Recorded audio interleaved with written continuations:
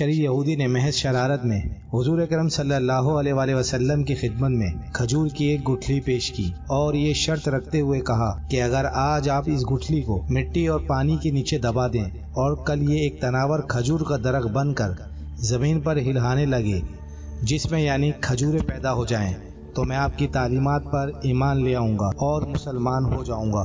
رسول کرم صلی اللہ علیہ وسلم نے اس کی یہ شرط تسلیم کر لی اور ایک جگہ جا کر آپ صلی اللہ علیہ وسلم نے اس گٹھلی کو مٹی کے نیچے دبا دیا اور اس پر پانی ڈالا، اللہ سبحانہ تعالیٰ سے دعا بھی کی اور وہاں سے واپس تشریف لیے آئے۔ اس یہودی کو دنیاوی اصولوں کی کسوٹی پر یقین کامل تھا کہ ایک دن میں کسی طرح بھی کھجور کا درخت تیار نہیں ہو سکتا تھا، لیکن رسول اکرم صلی اللہ علیہ وسلم کی ذات اقدس کی روحانیت اور اپنا اعتماد اس کے دل میں کھٹک اور خدشہ پیدا کر رہا تھا کہ کہیں کل ایسا ہو ہی نہ جائے کہ کھجور کا درخت اگ جائے اور اسے ایمان لانا پڑ جائے۔ اس نے اپنے اس وسوسے کو دور کرنے کے لیے پھر دنیاوی اصولوں کی مدد لی اور شام کو اس مقام پر جا کر جہاں کھجور کی کھلی آقا دو جہاں صلی اللہ علیہ وسلم نے بوئی تھی اس کو وہاں سے نکال لیا اور خوشی خوشی گھر واپس آ گیا کہ اب کھجور کا نکلنا تو درکنار، کھجور کے درخت کا نکلنا ہی محال ہے، لیکن وہ نہیں جانتا تھا کہ جب معاملہ سبحانہ تعالیٰ